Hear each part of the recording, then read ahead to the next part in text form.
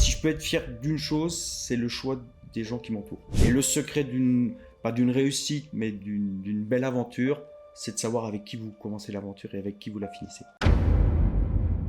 Bienvenue à toutes et à tous dans un nouvel épisode du podcast Mindflow. Aujourd'hui, j'ai l'honneur d'être dans les locaux d'Arius Touch avec Fabrice, donc Fabrice Fonbonne, qui est le directeur et cofondateur d'Arius et de Trident Conseil. Donc bonjour Fabrice. Bonjour Valentin. Comment est-ce que ça va ? Ça va très bien. Bienvenue chez Arius. Merci beaucoup. Merci de nous accueillir. Donc là, on est vraiment dans les locaux d'Arius. Donc Fabrice nous expliquera un petit peu plus tard ce qu'est justement Arius et puis en quoi, quelle est l'activité de la société. Et on va aborder différents sujets en lien avec la société Arius. On va également parler un peu de géopolitique, développer une entreprise à l'international et entreprendre en France. Ça, c'était la petite introduction. Donc Fabrice, moi j'aime bien commencer toujours les épisodes par une question que je pose à mes invités. C'est quoi la dernière chose que vous avez appris récemment ? Donc ça peut être cette semaine, hier, aujourd'hui, et qui vous a marqué ou sur lequel vous avez un avis complètement différent avant et maintenant votre avis a changé. Question piège, l'actualité. L'actualité avec les événements d'hier et d'avant-hier. Avec toutes les banlieues parisiennes qui s'enflamment. Donc oui, ça m'interpelle. Je suis assez triste de voir de ce qui s'y passe et la situation. Un avis avant, un avis après, j'ai pas d'avis par rapport à ça. Je trouve dommage effectivement qu'on arrive dans une telle situation et qu'aujourd'hui des gens perdent leur travail. Je pense aux chauffeurs de la RATP qui ce matin peuvent pas monter dans leur bus parce que tout a été brûlé. Donc oui, comme je suis de très très très près l'actualité, j'ai été pas choqué mais plus que surpris des événements. Ouais, c'est vrai que j'ai vu en plus, je crois que c'est dans même dans plusieurs banlieues en France, dans plusieurs villes, je crois que ça s'est un peu... Alors ça a été la région parisienne avant-hier et puis ce matin en se levant, je me lève assez tôt, c'est de voir qu'effectivement ça s'est enflammé dans toute la France, quoi, dans toutes les grosses métropoles françaises. Donc ça c'est vraiment quelque chose qui vous a marqué là dernièrement et qui vous a un petit peu choqué quand même. Puisque la question c'est les derniers événements, c'est ça. Ouais. Ok. Mais il y en a d'autres, le week-end dernier, les événements internationaux où on a eu l'espoir effectivement d'un changement de situation en Ukraine et en Russie et c'était digne de Dallas avec un rebondissement samedi en fin de journée avec un retour des soldats du groupe Wagner dans leur base alors qu'on espérait tous qu'il y ait un changement de situation en Russie. Voilà. Donc si on pouvait citer deux événements majeurs de ces 4-5 derniers jours, ils sont liés à l'actualité. C'est vrai que là, c'est des événements qui ont un impact assez important, je pense, au niveau géopolitique et qui vont continuer justement à avoir un impact dessus. Est-ce que, donc du coup, vous pouvez vous présenter rapidement, comme la manière dont vous le souhaitez, pour ceux qui nous écoutent, ce que vous faites et qui vous êtes, surtout ?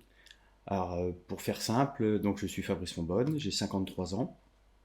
Je suis le directeur de la société CIGEC, société dont j'exerce ma profession depuis maintenant 30 ans. J'ai commencé en 93 comme commercial. Voilà. Tu peux venir, t'inquiète. Voilà. Bravo. Oui, oui.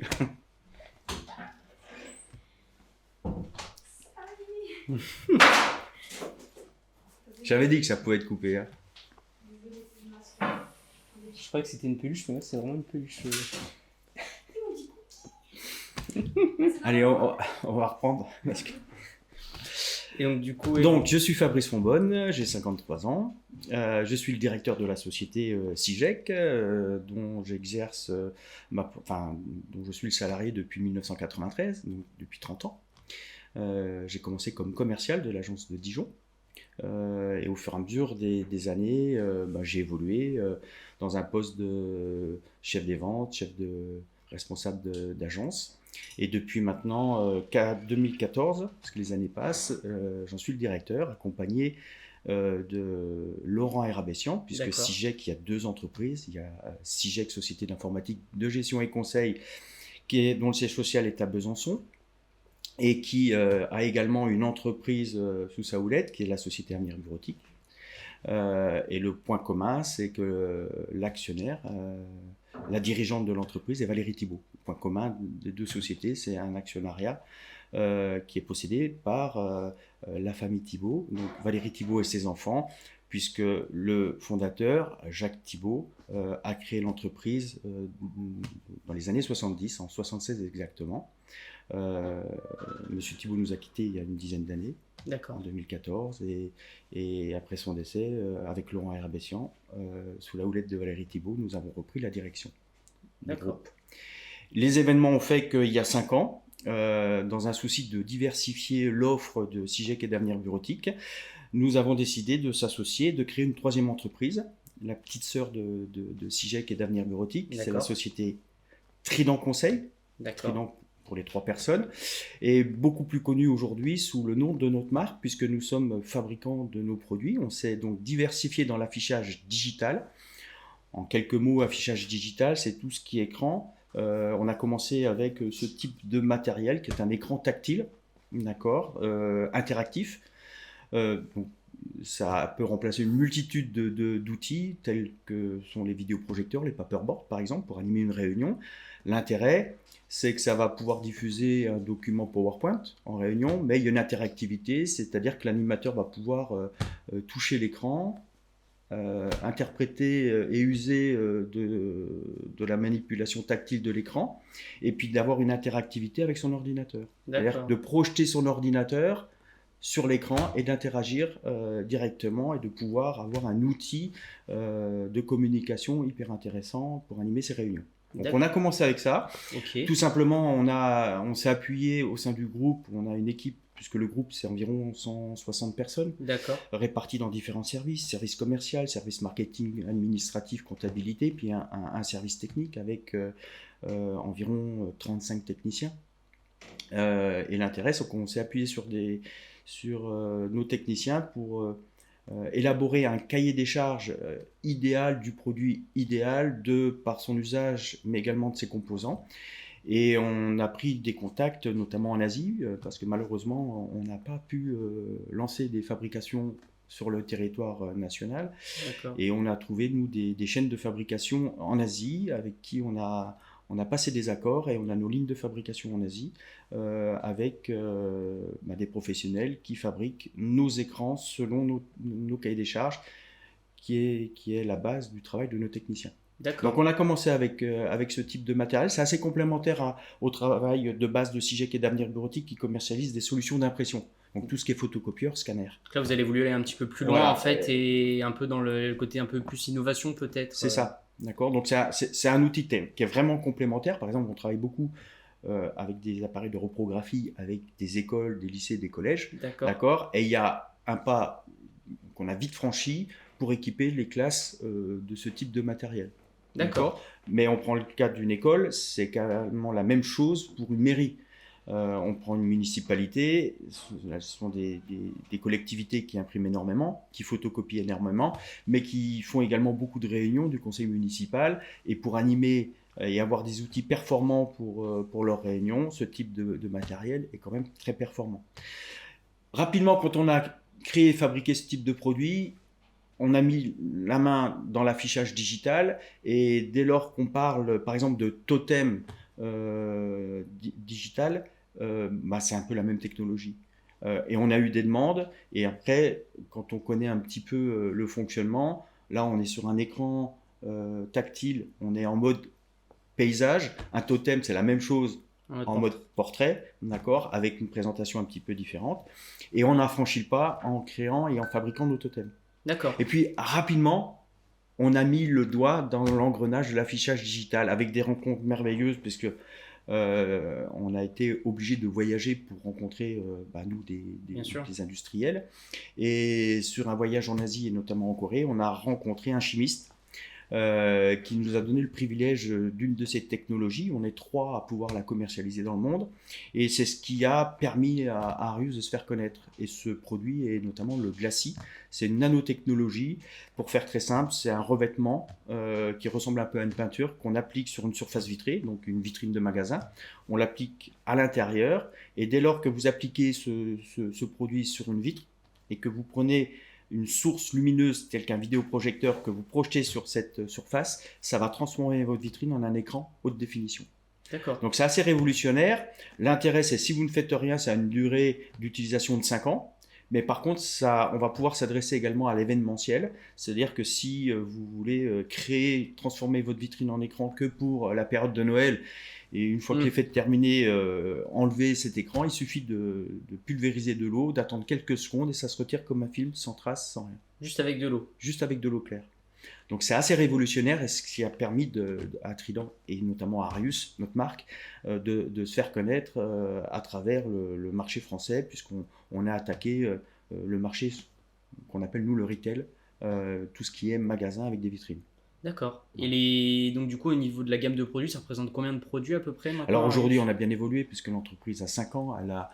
On a connu un boom puisque on va finaliser notre dernier bilan à presque 6 millions de chiffres d'affaires, avec moins de 5 ans de présence sur le territoire national. Donc on rencontre un vif succès, puis on s'est vite diversifié et on essaye, grâce à l'appui de nos techniciens et de la curiosité qu'on peut avoir, de mettre en place des produits à forte évolution technologique, d'accord, et de proposer des produits qui n'existent pas encore.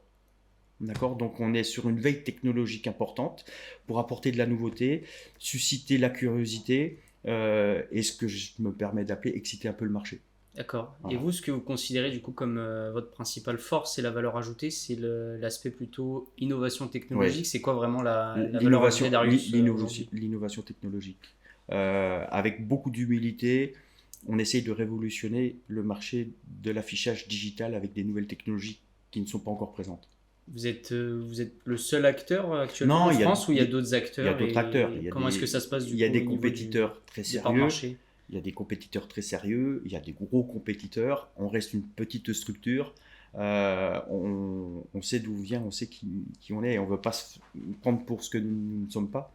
On sait qu'on a une perspective d'évolution importante et qu'on a en face de nous de grosses entreprises et de belles entreprises qui existent sur le marché depuis de nombreuses années, donc qui est incomparable par rapport à nous, mais nous on essaye de se battre avec nos armes, c'est-à-dire avec cette souplesse d'aller chercher des technologies ou d'inventer des technologies qui n'existent pas.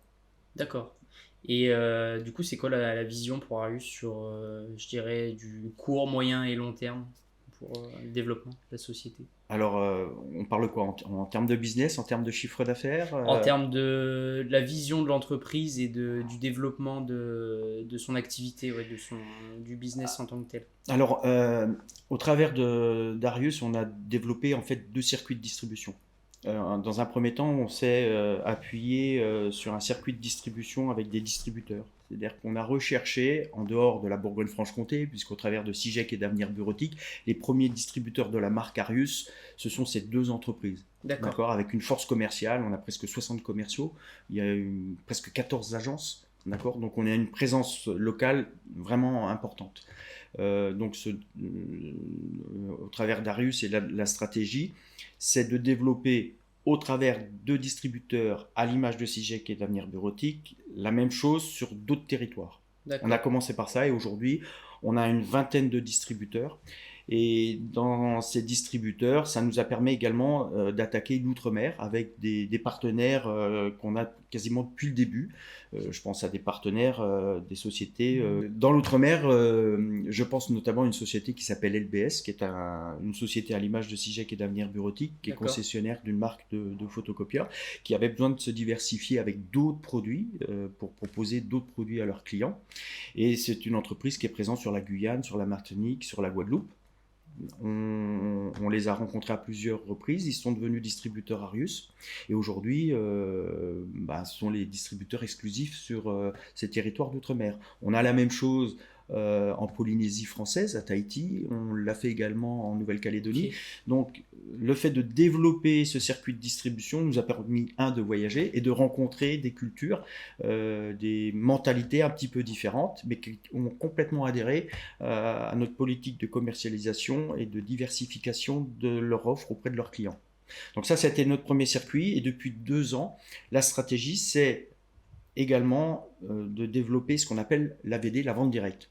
C'est-à-dire d'avoir nos propres commerciaux sur des régions où nous n'avons pas de distributeur. Donc c'est le cas notamment sur le Pays Basque, D'accord. puisqu'on a ouvert une agence sur Bayonne, D'accord. avec donc une personne qui travaille avec nous depuis 2 ans.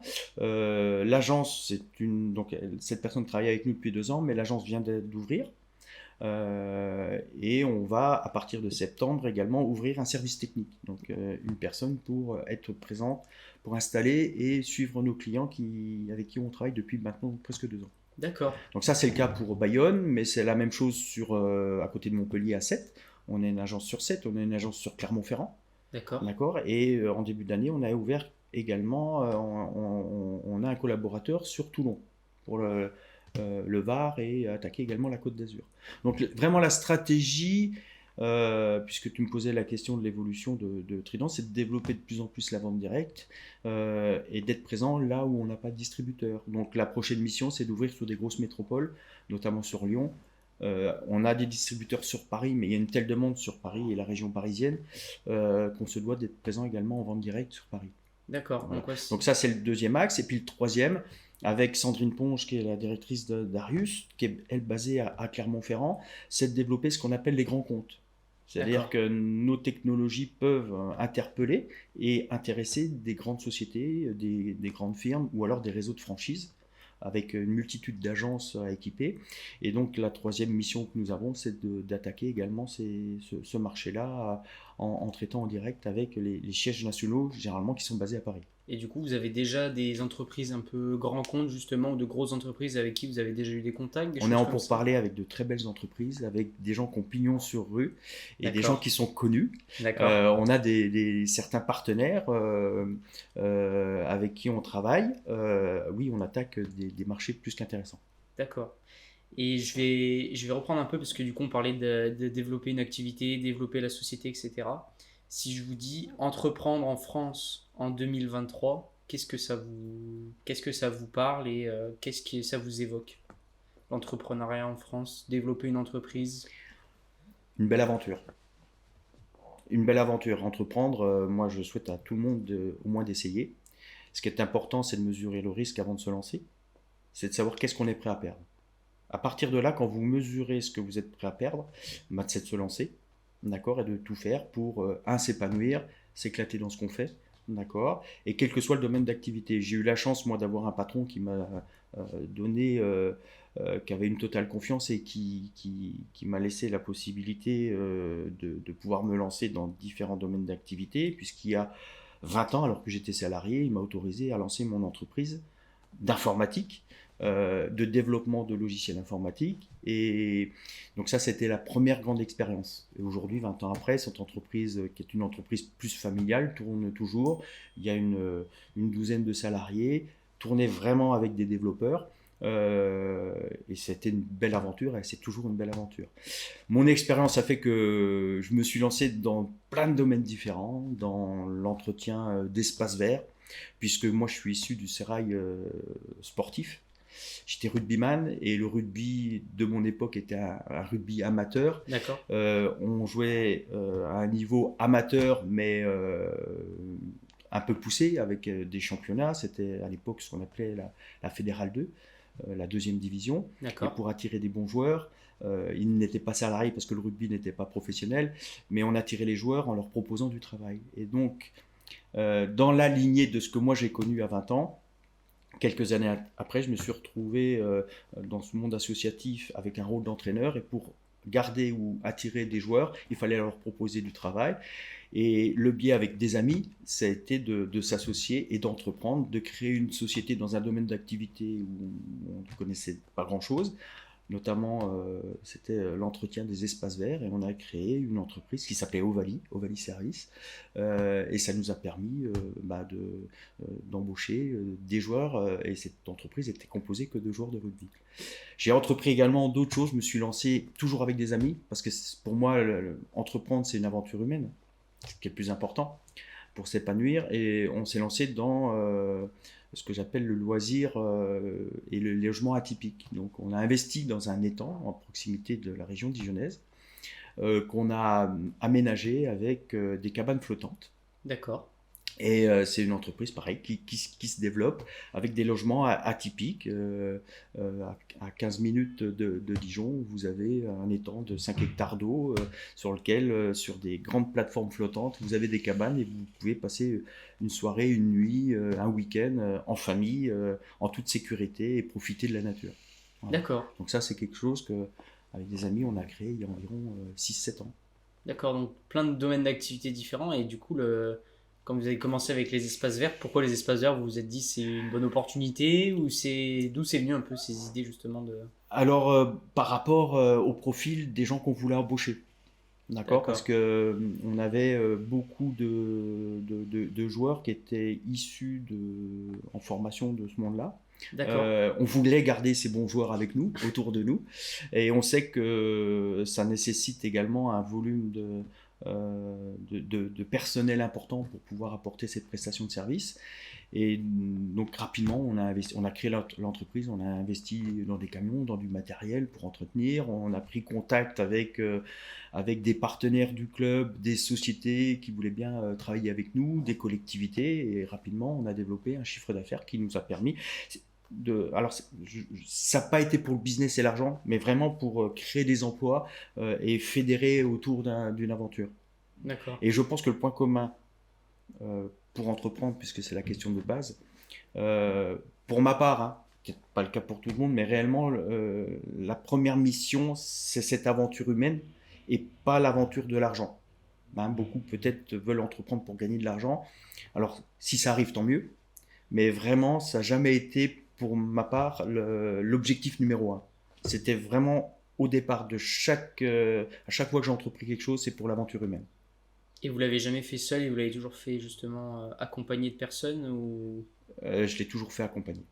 La première société, je l'ai fait accompagné de mon épouse, je l'ai fait accompagné de ma sœur et de mon beau-frère, D'accord, d'accord, donc l'entreprise familiale. Et après, tout ce que j'ai pu entreprendre, je l'ai fait qu'avec des amis.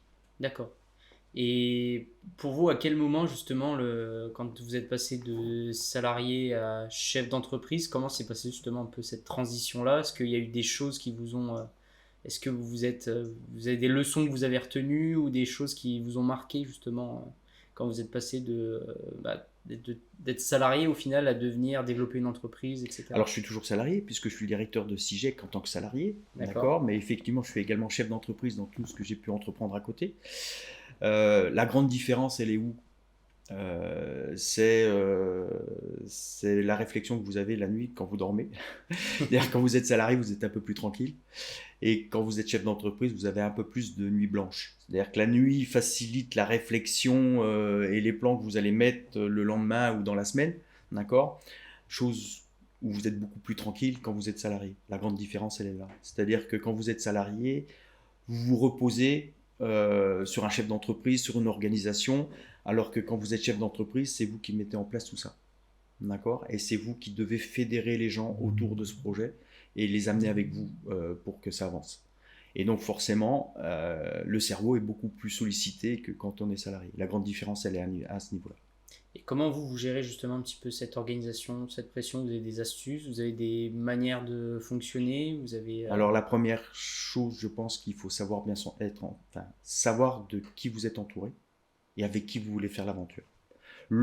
Pour moi, hein, je n'ai pas la science infuse, mais je pense que pour entreprendre, il faut savoir avec qui vous y allez et comment vous y allez, d'accord, et savoir être bien entouré, savoir choisir les bons partenaires avec qui vous partez dans l'aventure. Et l'amitié en fait partie. Donc vraiment bien s'entourer, c'est vraiment, on retrouve toujours le côté vraiment humain au final, que ce soit dans bien s'entourer ou l'aventure humaine derrière. Alors, parce que c'est mon histoire. C'est mon histoire. Moi, j'ai grandi, j'ai commencé le rugby à l'âge de 4 ans. J'ai toujours évolué dans un esprit d'équipe, dans un esprit de partage. Quand on écrit une aventure, quand on commence une équipe et un championnat, on le commence tous ensemble et on le finit ensemble. Et j'ai reproduit, je n'ai rien inventé, j'ai reproduit l'éducation que j'ai eue au travers le sport et le rugby. Et cet esprit d'équipe, je l'ai retranscrit dans le monde du travail depuis mes débuts jusqu'à maintenant. Et aujourd'hui, je suis entouré, que ce soit mes équipes commerciales, de gens que j'ai côtoyés ou que j'ai appris à connaître dans un autre environnement. sont des gens dont je connais les valeurs intrinsèques. Et c'est pour ça que dans les choix que j'ai pu faire, si je peux être fier d'une chose, c'est le choix des gens qui m'entourent. Et le secret pas d'une réussite, mais d'une belle aventure, c'est de savoir avec qui vous commencez l'aventure et avec qui vous la finissez. Voilà. Et vous avez toujours cette logique-là avec tous les collaborateurs du coup qui rentrent dans les projets aussi également, je suppose, ou Toujours, c'est... Ouais, toujours. toujours. Et vous avez toujours un œil sur le recrutement justement, et comment est-ce que vous voyez justement le recrutement de recruter quelqu'un en 2023, etc. sur ces... Alors les recrutements pour... 2023 sont beaucoup plus difficiles, je trouve, qu'il y a quelques années en arrière. Après, le recrutement, au travers de CIGEC et d'Avenir Bureautique, je ne peux pas être derrière tous les recrutements, c'est pas possible. Ça l'est un peu plus pour Arius parce que c'est une nouvelle aventure et les équipes sont beaucoup plus petites. Donc là, je suis directement lié, donc j'ai un choix. Mais effectivement, dans les recrutements, euh, au travers des différentes questions qu'on va poser sur des gens que nous ne connaissons pas avant, on va chercher justement ces valeurs-là. On va essayer de creuser et de savoir l'histoire de ces personnes, sur quoi elles sont accrochées, quels sont leurs modes de vie et ce qu'elles attendent justement pour intégrer notre entreprise et sur quelle base et quelle valeur. Et le choix est orienté là-dessus. Et votre choix, il est vraiment orienté là-dessus. Est-ce qu'il est, il est beaucoup plus orienté du coup, pas forcément sur le côté peut-être... alors oui, le diplôme, etc. Pour vous, ça compte aussi, ou c'est quelque chose qui... C'est un plus, mais c'est pas le plus important. Le plus important, c'est l'histoire et la valeur de la personne. Et alors, je ne sais pas si c'est un lien de cause à effet, mais je m'aperçois que les gens qui sont issus du sport ont certaines valeurs dans lesquelles je me retrouve, et effectivement, c'est beaucoup plus facile d'avancer et de recruter ce genre de personnes. Parce qu'il y a vraiment un parallèle, et le management aujourd'hui qu'on peut avoir, que ce soit au sein de CIGEC, au sein d'Avenir Bureautique, avec mon collègue Laurent Hérabessian qui est issu du sport. On s'est connus à l'âge de 16 ans, on a joué ensemble au rugby dans les équipes nationales de rugby à l'âge de 16 ans, on travaille ensemble aujourd'hui et on manage un peu de la même façon, c'est-à-dire que c'est tourné vers les valeurs humaines, vers le partage, mais également vers la performance. Parce qu'un ancien sportif, même s'il a arrêté de jouer, vous pouvez toujours le manager au travers de la performance, d'accord, en gardant certaines valeurs. Et c'est pour ça que nous, toutes nos embauches sont tournées autour de ça et notre management est tourné un petit peu comme un club de sport. D'accord. Et vous êtes ouvert justement à recruter aussi bien une personne plutôt avec de l'expérience ou quelqu'un qui est plutôt jeune, mais peu importe qu'elle soit jeune ou vieille, qu'elle ait ces valeurs-là, c'est ce qui est le plus important. Oui, Et au-delà de l'âge ou au-delà des diplômes, euh, ces valeurs sont importantes pour nous parce que on sait que c'est gage de longévité. C'est-à-dire que dans ce profil-là, généralement, on ne se trompe pas et les gens commencent l'aventure avec nous et on les amène jusqu'au bout. d'accord. Voilà. Et vous avez toujours fait donc du sport, vous avez toujours fait du rugby, ou vous avez également pratiqué d'autres sports, et si oui, lesquels, et qu'est-ce que ça vous a apporté en plus du rugby? Ah non, j'ai fait que du rugby. Alors j'ai testé d'autres sports, mais en compétition que du rugby. Et pourquoi que le rugby du coup? Parce que quand vous êtes investi dans un sport, c'est un peu comme tout. Quand je m'investis, je le fais à fond. Et c'est difficile de faire autre chose quand vous êtes pris, parce que le rugby m'a apporté une multitude de choses, mais ce n'est pas que les 80 minutes sur un terrain, c'est tous les entraînements avant, c'est les moments passés avec les copains, c'est le partage. Et puis le rugby, il y a une particularité, c'est qu'il y a une troisième mi-temps. Et elle est aussi importante que les deux premières. Donc c'est plus que difficile de faire un autre sport à côté. Bon, une fois que j'ai arrêté de jouer, j'ai basculé dans d'autres sports un peu plus cardio, le footing assez régulièrement, un petit peu d'entretien physique. Depuis une petite année, je me suis mis au CrossFit. J'ai toujours fait du sport de différentes intensités en fonction des moments de la vie, d'accord. D'accord. Mais ça a toujours été un fil conducteur.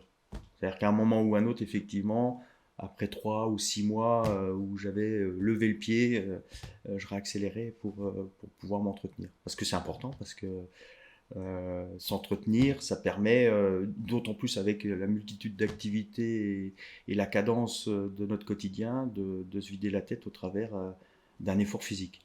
Voilà. Très intéressant. Je voulais aborder maintenant un autre sujet qui est le développement à l'international. On en a parlé un petit peu avec la distribution, etc. Aujourd'hui, quelles sont les principales clés à tenir compte pour se développer à l'international, que ce soit en Europe ou hors Europe d'ailleurs, d'un point Alors, de vue mondial? on n'en a pas parlé en préambule, effectivement, dans les évolutions d'Arius. L'évolution, c'est de s'ouvrir un peu plus à l'international. Mais quand je parle de l'international, les dom-toms, ça reste la France. D'accord. Les territoires ou les départements d'outre-mer, ça reste la France. Donc, il n'y a pas la barrière du langage. Les mentalités, même s'il y a des cultures, vous allez en Polynésie française ou vous allez à Nouméa ou en Martinique, effectivement, c'est une culture un petit peu différente, mais ça reste la France. D'accord. Euh, le développement à l'international, quand vous allez par exemple dans les pays du Maghreb, on a essayé, nous, de travailler avec la Tunisie, avec l'Algérie et un peu le Maroc. On s'aperçoit que les mentalités, la culture est différente. Je vais vous donner un exemple très simple. Historiquement, nos produits sont commercialisés au travers de formules de location-maintenance. D'accord. Il est très très rare qu'un client final achète ce type de matériel. Nous, il le loue pour quelques centaines d'euros, il a le matériel, c'est évolutif, c'est-à-dire au bout de 2 ans, il veut changer, on a toute une souplesse, et c'est dans les mentalités en France, sur ce type de matériel, de louer et de rentrer ça dans des budgets de fonctionnement. À l'international, tout bêtement et naïvement, on a pensé, nous, que quand vous travaillez avec la Tunisie, le principe était le même, qu'on allait proposer ces formules-là. Donc nous, on a eu des distributeurs en Tunisie et on leur a conseillé fortement de ne pas vendre, mais de proposer des solutions de location-maintenance. Et ça a été un échec, dans le sens, c'est pas du tout dans les mentalités. Les pays du Maghreb, les clients veulent acheter, être propriétaires et ils ne veulent pas louer. Ils ont le sentiment de dépenser de l'argent, pas inutilement, mais à perte, et que le bien ne leur revient pas. Donc effectivement, là, il y a une stratégie, il y a un repositionnement à avoir pour aborder, connaître la culture du pays dans lequel vous voulez développer votre produit. Alors vous pouvez avoir les meilleurs produits du monde, mais si vous n'êtes pas en face avec la culture et dans le mode de financement et d'acquisition du matériel, si vous ne pensez pas à ça, ben, ça peut être un échec. D'accord. Donc, il faut prendre compte de ça. Et dans la stratégie d'Arius, c'est effectivement de se développer. Alors, on va commencer.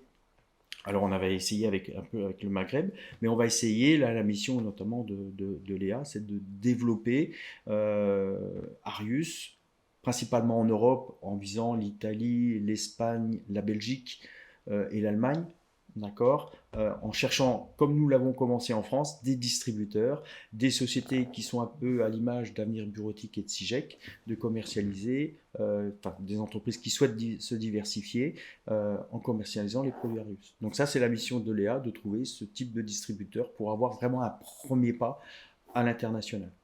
Et du coup, comme vous le dites, le positionnement en fonction de la culture peut être différent, que ce soit dans les pays du Maghreb ou en Asie. Est-ce qu'il y a d'autres éléments qui rentrent en compte que vous n'aviez pas forcément tenu compte au départ et qui vous êtes dit, si on avait réfléchi différemment, on ne le ferait pas de la même manière?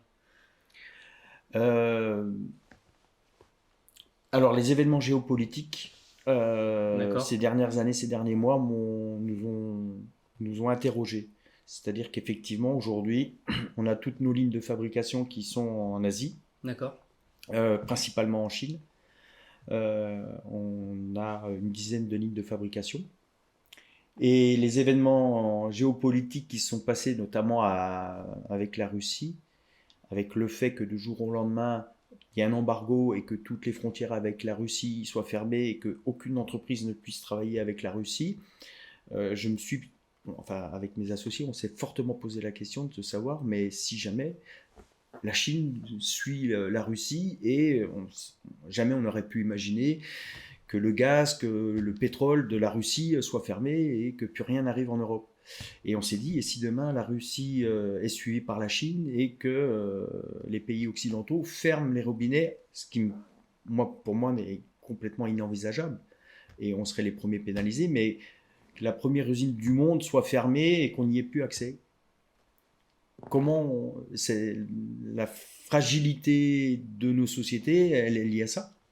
Et s'il y avait à refaire quelque chose, il y a peut-être une réflexion à avoir avec les Émirats arabes unis et de se dire de créer une société à mi-chemin, d'accord, au lieu d'être en France, d'être localisé ou d'avoir une succursale aux Émirats arabes unis, ça nous aurait peut-être permis d'éviter d'avoir ce type de danger. Alors on ne l'a pas fait, d'accord. On s'est dit qu'aujourd'hui, la situation est moins stressante qu'elle l'était au début du conflit.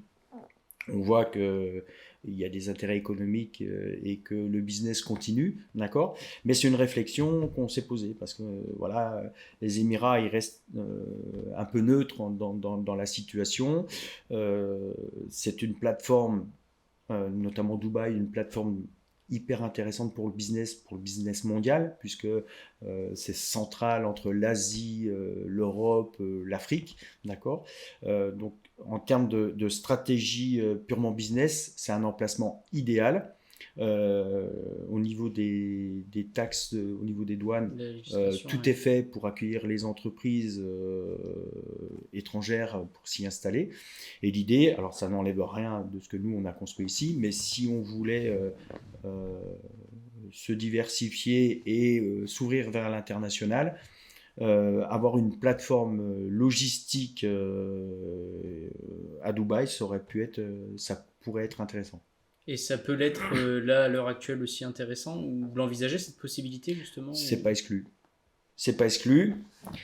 Alors pardon, à deux titres, par rapport à ce que je viens de dire et par rapport au business local des Émirats arabes unis. Il y a un pouvoir d'achat qui est important. C'est un marché très porté vers le business, vers le retail. Il y a énormément d'affichage. Alors il y a de la concurrence, mais il y a un marché très intéressant à aller voir. Donc il y a un double enjeu, il y a un double intérêt. Le premier, c'est ce que je venais de dire par rapport à sécuriser nos sources d'approvisionnement. Et la deuxième, c'est effectivement de développer un business sur place, mais en prenant en compte également les cultures. Et avant même, on sait qu'il y a une forte demande, mais c'est de savoir comment aborder le business là-bas. Donc, au-delà des parts de marché que vous pouvez prendre, c'est comment vous pouvez attaquer le marché avec la clientèle et les mentalités. D'accord. Et on n'en a pas parlé, et je pense qu'il y a peut-être une raison, les États-Unis, le continent américain. Alors, le marché américain aujourd'hui, pour connaître un peu les États-Unis, effectivement, il y a beaucoup d'équipements. Vous pensez à Times Square, il y a des écrans de partout. Il y a une forte concurrence, d'accord. Et comme je le dis et je l'ai dit en préambule, on reste encore petit. On n'est pas une multinationale. On va dire step by step, c'est-à-dire étape par étape. On va déjà bien essayer de se développer au niveau national. On a des partenaires privilégiés dans les dom-toms, d'accord, et on va essayer déjà d'attaquer autour. Voilà, on n'a que 5 ans d'existence, donc voilà, on n'en a pas 50. Sijek Avenir Bureautique existe depuis 50 ans, Trident Arius existe depuis 5 ans, d'accord. Donc on a effectivement dans les perspectives d'évolution. On pourrait avoir ses ambitions dans le futur. Pour l'instant, on va déjà se focaliser sur le marché national. On a tellement à faire et on a tellement un beau pays qu'on va déjà se focaliser là-dessus, avec les pays limitrophes après européens. Et vous avez déjà d'autres concurrents à l'international qui justement partagent un peu ce marché-là, ou pas forcément encore? Alors oui, il y a des concurrents mondiaux. Après, ce que nous, on essaye de faire, on va au-delà de vendre ou de commercialiser nos produits parce on apporte une expertise et on apporte également un service. C'est-à-dire que en plus de vendre, on apporte une prestation de service avec une équipe technique, s'il y a le moindre problème, qui interviennent sur place. D'accord. Donc, alors même si on en implante partout en France, d'accord, on apporte tout un service derrière. Le client a le moindre souci, on lui apporte une tranquillité avec une équipe technique qui va intervenir, qui va résoudre tout de suite son problème. Et le lien qu'on a avec nos distributeurs, quand on passe par un réseau de distribution, c'est qu'on demande, pour devenir distributeur Arius, d'apporter cette compétence-là. C'est-à-dire qu'on va s'adresser, et dans le profil des distributeurs que nous recherchons, ce n'est pas des gens pour acheter nos produits et purement les revendre. Il faut qu'ils achètent nos produits, c'est bien, ils vont les revendre, mais ils vont apporter également une prestation de service. Puisque au travers de la prestation de service, c'est toute la marque Arius qui est en jeu. Donc, parce que ça reste du matériel, il peut se passer n'importe quoi, et il faut qu'il y ait une réactivité derrière du fournisseur en cas de problème. D'accord. Donc c'est pour ça que le développement est un peu plus long, c'est qu'en plus du matériel, vous apportez une prestation de service. D'accord. Et maintenant, je pense que c'est intéressant qu'on en parle un petit peu aussi. L'intelligence artificielle concernant justement peut-être votre produit ou même son développement de manière générale dans le monde et en France. Comment est-ce que vous le voyez justement pour Arius ou même de manière générale, vous personnellement? Alors, c'est un sujet qui me fait rire, entre guillemets, parce que c'est un sujet, quand j'écoute les conversations de différents corps de métier au sein des salariés du groupe, quand on en parle avec les administratifs, quand on en parle avec le marketing, quand on en parle avec les techniciens, quand on en parle avec les développeurs, ils ont tous leur point de vue qui peuvent différer. Et d'une façon générale, j'ai le sentiment que dans un premier temps, les gens qui ne connaissent pas en ont peur. Ils ont peur pour leur travail, ils le voient comme un danger, comme une menace d'un outil qui pourrait demain les remplacer. Et je pense qu'il y a une communication à avoir, une pédagogie à avoir pour les rassurer et pour leur montrer que bien au contraire, c'est un outil qui peut les aider fortement dans leur productivité et dans un gain de temps énorme dans tout ce qui est travaux chronophages. Et ton intervention, justement, au sein de nos équipes, leur a permis d'entrevoir cette possibilité-là. Je pense qu'il faut qu'on passe un deuxième palier pour qu'ils l'utilisent au quotidien. D'accord. Mais déjà, ça les a rassurés. Ils commencent tout doucement, sans rentrer vraiment dedans, mais à interroger l'intelligence artificielle sur 2-3 petits travaux. Mais je pense qu'on peut aller beaucoup plus loin en les prenant sur quelques jours, en leur mettant le pied à l'étrier, comme on dit, sur des travaux concrètement pour qu'ils puissent voir l'intérêt. Mais déjà, en termes de communication, de les rassurer que ce n'est pas l'outil qui va remplacer leur job, voilà, c'est déjà un premier pas. Et puis après, il y a des discussions avec les développeurs informatiques. Et là, les développeurs informatiques, c'est un vrai enjeu. C'est un vrai enjeu parce que je pense que c'est un vrai outil qui peut leur permettre un gain de temps énorme, tout faire du codage. Par contre, je sens d'une façon générale une vraie réticence de la part des développeurs. Et alors que ce sont les plus proches de l'intelligence artificielle, d'accord. Et là, j'ai le sentiment qu'ils le voient un petit peu comme un concurrent direct. Et quand vous discutez avec des développeurs, ils vous donnent plus l'aspect négatif de l'intelligence artificielle que l'intérêt qu'ils pourraient en avoir au quotidien dans leur travail. Donc c'est un sujet qui me fait rire par moment parce que je pense qu'il y a, c'est comme toutes les professions, tous les postes, il y a un gros intérêt de l'utiliser et de l'intégrer au quotidien. Et nous, dans notre travail, il est hyper important, notamment dans l'affichage digital, puisqu'on a des outils en plus du matériel. Quand vous avez des écrans LED sur un bord de route qui font des 4x3, il faut des outils pour gérer le contenu. D'accord ? Et c'est-à-dire que vous avez des personnes qui ont une réflexion dans comment on va présenter un message publicitaire, comment on va créer des templates d'animation. Et là, l'intelligence artificielle a toute sa place. Et nous, dans les derniers logiciels qui permettent de piloter les écrans, on a intégré l'intelligence artificielle pour permettre de développer très facilement, quand on est à court d'idées, on va interroger l'intelligence, elle est intégrée dans le logiciel, on va poser la question à l'intelligence artificielle pour aider à développer des templates et communiquer beaucoup plus facilement. Donc nous, c'est déjà en place depuis maintenant un mois et demi. D'accord. Voilà. Est-ce que vous pensez en faire justement une force et une différenciation sur votre offre ? Tout ce qui est différent, tout ce que vous apportez qui est différent qu'un confrère peut apporter, vous met devant le concurrent. D'accord ? Donc oui, effectivement, ça fait partie des éléments importants pour faire la différence. Et vous, personnellement, vous l'avez déjà utilisé un petit peu, que ce soit ChatGPT ou d'ailleurs d'autres outils, et qu'est-ce que vous en avez pensé ? Moi, j'en pense que du bien. Je pense qu'on ne peut pas faire qu'avec, mais que quand vous l'avez, quand vous le sollicitez, ça peut vous apporter une réponse à une page blanche. Voilà. Il suffit de bien interroger l'intelligence artificielle, de bien présenter les choses, et ça vous permet de vous inspirer d'une autre réflexion.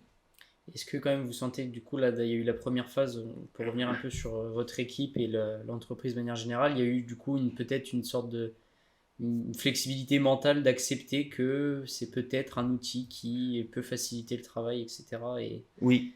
Ah oui, oui, depuis ton intervention, oui, j'ai ce sentiment que les personnes en ont pris conscience. Maintenant, je pense qu'il y a une deuxième étape. La première étape, c'est la communication, et de fait de les rassurer et de leur montrer tous les exemples que tu as pu montrer de ce que ça peut leur apporter au quotidien. Maintenant, il y a cette curiosité où, face à leur ordinateur, face à une problématique, ils vont commencer à interroger. Et il y a peut-être l'usage et l'utilisation qu'ils ne maîtrisent pas totalement. Et donc, je pense qu'il y a une deuxième étape, et je pense qu'il y a un business en parallèle à ça, c'est de la formation sur l'intelligence artificielle. C'est qu'aujourd'hui, des personnes qui ont une certaine expérience et une longévité au sein de leur entreprise n'ont pas forcément le réflexe et n'ont pas forcément tous les moyens pour prendre en main une intelligence artificielle. Et je pense que des éléments extérieurs, des gens qui forment à l'usage de l'intelligence artificielle, peuvent apporter cette réponse-là. Et je pense qu'il y a un business dans la formation de l'intelligence artificielle auprès du personnel. est-ce que vous pensez que les entreprises françaises, elles sont prêtes à accepter justement un peu ce Toutes non, virage-là? mais les plus avant-gardistes, oui. Et quel type d'entreprise vous venez à l'esprit comme ça Arius. quel type de secteur? Évidemment. Évidemment. Arius, Sigec, c'est déjà des entreprises qui commercialisent des produits à haute valeur technologique. Obligatoirement, on se doit, de par notre domaine d'activité, d'être à la pointe de ce qui se fait. D'accord.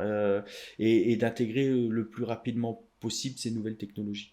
D'accord. De par notre métier, et c'est important pour mettre en valeur nos produits. D'accord. Donc, maîtriser l'intelligence artificielle, c'est pour moi inéluctable, et c'est même primordial.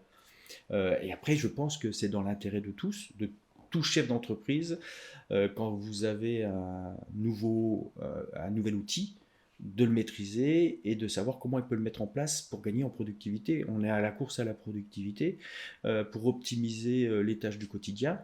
La France, comme l'Europe, on a l'avantage d'avoir des salariés très compétents, d'accord, mais avec des coûts, une masse salariale qui coûte cher, avec des charges sociales, chaque chef d'entreprise pourra le dire, important, d'accord. Donc gagner en productivité, forcément avec les coûts qu'il y a en face, c'est gagner de l'argent, donc c'est important. Je pense que l'intérêt, il est double, voire même triple. C'est de permettre justement aux salariés d'effectuer des tâches chronophages beaucoup plus rapidement Oui, et de manière simplifiée. Et que justement, je pense que l'intérêt, et les gens le perçoivent très peu, c'est que justement de se délester de ce genre de tâches et de se délester peut-être de certaines tâches permettrait de se concentrer sur des tâches à plus haute valeur ajoutée tout à fait. et de justement stimuler un petit peu ce qui va être la créativité, le fait de passer un petit peu à l'action sur certaines choses et d'être force de proposition grâce à l'intelligence artificielle pour stimuler tout ça. Moi, je pense que ça permet de focaliser effectivement les gens sur les dossiers les plus importants. Là où le cerveau a besoin de se concentrer, et de laisser l'intelligence artificielle vers ce qui est redondant, qui peut se faire de façon beaucoup plus facile, et où on va pouvoir abattre du travail beaucoup plus rapidement, effectivement. La seule chose je pense, je sais pas ce que vous en pensez, mais qui me vient à l'esprit, c'est que quand même en France et en Europe, notamment en Italie, il y a eu pendant un certain temps, notamment ChatGPT qui a été interdit, qui a été Oui, banni. oui, En France, quand certains étudiants les utilisent pour réaliser des travaux, etc., forcément le système d'un côté enfin, n'évolue pas et cherche tout simplement à bannir et à vouloir, on va dire, ralentir un peu cette expansion-là. Est-ce que vous pensez que quand je dis la France, je disais les entreprises, mais est-ce que les Français sont quand même prêts à faire l'effort de s'adapter à ça et est-ce qu'en Europe, justement, on n'est peut-être pas un petit peu en retard, contrairement à d'autres pays comme l'Asie, les États-Unis ou même des pays en voie de développement? Alors moi, je remarque qu'effectivement, notamment en Asie, mais des pays en voie de développement, euh, ils passent d'une situation où ils avaient peu de choses, où ils découvrent des nouvelles technologies et ça va beaucoup plus vite. D'accord. Ils ont cette capacité de prendre en main un produit et de l'exploiter au bout tout de suite. Alors que nous, on est, ce que je trouve, hein, c'est mon sentiment, on est un peu à la traîne. C'est-à-dire que il y a des pays avec notamment une population beaucoup plus jeune. Mm. Quand vous allez en Asie, le constat que moi je remarque, c'est qu'une population, c'est comme au Maghreb, c'est une population très jeune. Donc qui s'accaparent tout de suite les nouvelles technologies, partent de rien, ils ont une nouvelle technologie, vont l'exploiter à fond. D'accord. Quand on dit le vieux continent, l'Europe, effectivement, alors on a une population, on a des jeunes, mais on a des moins jeunes, et je trouve que ça va beaucoup moins vite. D'accord. Et effectivement, l'intégration de l'intelligence artificielle chez nous, j'espère que ça ne sera pas un frein et que, bien au contraire, on va prendre l'exemple sur ce qui se passe dans d'autres pays. Parce que c'est un outil qui est incontournable aujourd'hui. Je pense que c'est intéressant et c'est un bon mot de la fin. J'ai une dernière question. Quel type de personne vous aimeriez voir, vous aimeriez entendre de parler de différents sujets et comme futur invité dans le podcast? Très bonne question. Quelqu'un que tu pourrais inviter dans ton podcast. Alors, je serais tenté de dire. Je serais. Alors, oui, j'ai deux personnes. J'en ai trois qui me viennent à l'idée. La première, c'est un ancien sportif professionnel qui a été dans les années 90 un des premiers champions du monde d'un sport collectif, qui a fait partie de l'équipe de France des Barjots, qui a fait les Jeux Olympiques de Barcelone. C'est Denis Latou. Euh, avec qui j'ai partagé quelques matchs de rugby ensemble. Parce que après sa carrière, il est venu faire toucher le cuir, comme on dit, un peu avec nous. Donc oui, c'est le genre de personne qui pourrait venir dans ce podcast pour donner son point de vue, qui est toujours un peu atypique. Il y a deux autres personnes. La deuxième, c'est un ami très proche, avec qui on a partagé des moments intenses de nos vies, qui est chirurgien sur Dijon, qui voyage énormément de par ses qualités professionnelles reconnues à l'international, pourrait avoir effectivement un avis intéressant. Il s'agit d'Alain Turkelichian. Et puis la troisième personne qui pourrait être intéressant, c'est le président du rugby club d'Oyonnax, qui est remonté dans le top 14 cette année, qui est à la fois un industriel, connu et reconnu, français, mais qui est également président d'un club de rugby professionnel. D'accord. Et qui a cette hauteur et cette vision de président d'un club professionnel et président d'une entreprise industrielle. D'accord. Voilà. Donc si la question c'est de savoir quelles sont les personnes, oui, parce que leur point de vue serait intéressant. Eh bien, écoutez, je prends note, je prendrai contact alors, avec grand plaisir si c'est possible. Voilà. Écoutez, merci beaucoup Fabrice d'avoir eu cet échange ensemble. Merci beaucoup. Merci beaucoup. Je vous dis à très bientôt donc, du coup, pour un nouvel épisode du podcast. N'hésitez pas donc, du coup, à liker toute cette vidéo. Je mettrai bien sûr les réseaux sociaux d'Arius et de Fabrice donc, du coup, sur la vidéo YouTube et sur les descriptions des plateformes de streaming. Je vous dis à très bientôt. C'était Valentin et Fabrice. Ciao, ciao. À bientôt, au revoir.